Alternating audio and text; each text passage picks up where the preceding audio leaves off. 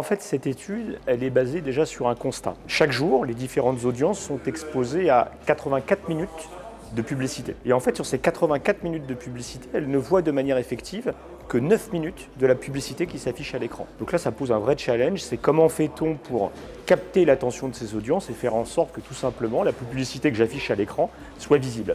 On a beaucoup travaillé pour comprendre justement tous les mécanismes de l'attention. Alors on a fait des études en laboratoire avec un principe d'eye tracking, regardez comment l'œil se déplace sur les publicités. Un principe de facial coding, c'est voir comment le visage va réagir aux publicités qui sont proposées.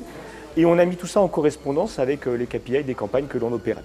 Et ça nous a permis de bien comprendre ce qu'était l'attention, qu'on va définir avec le temps qu'on passe à regarder la publicité de manière effective, et après la qualité de l'attention, c'est-à-dire comment on y réagit, et surtout les drivers qui permettent d'influencer justement cette attention. Alors il y a 3 drivers que je vais retenir, il y en a plusieurs. Le premier, il faut laisser le choix aux audiences. C'est-à-dire qu'une publicité, il faut avoir le choix de ne pas forcément la consommer, donc elle doit être skippable, scrollable. Le deuxième principe, c'est celui de la création. Alors comment on fait justement pour ne pas déranger les audiences et retenir leur attention? Donc là en fait on a regardé des milliers de créations pour voir comment l'œil se déplaçait sur chacune des créations et on travaille avec nos studios pour optimiser justement l'attention de chacun des formats publicitaires. On va ajouter de la 3D qui vont justement participer à cette expérience. On va laisser le contrôle à l'utilisateur sur plein de sujets, notamment sur les logiques de digitalisation de catalogue.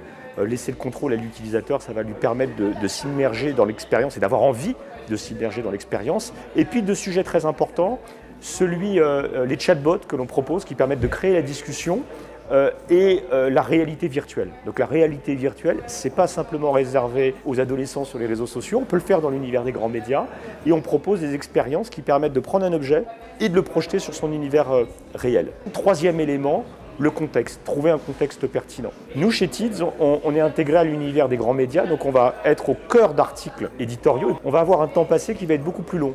En moyenne, on est à plus de 11 secondes, là où sur du social, on va être inférieur à 2 secondes. Et ensuite, on va contextualiser pour pouvoir intégrer une publicité qui va parler d'une foire au vin, par exemple pour un retailer dans un univers de restauration. On va permettre aux marques de préempter ces espaces.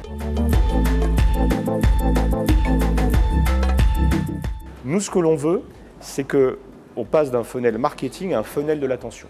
C'est-à-dire qu'on commence par des KPI de visibilité pour arriver à des KPI d'attention où l'enjeu principal, c'est celui de mesurer, de piloter le regard effectif sur la création publicitaire. Voilà le monde idéal d'une communication ou d'une économie de l'attention.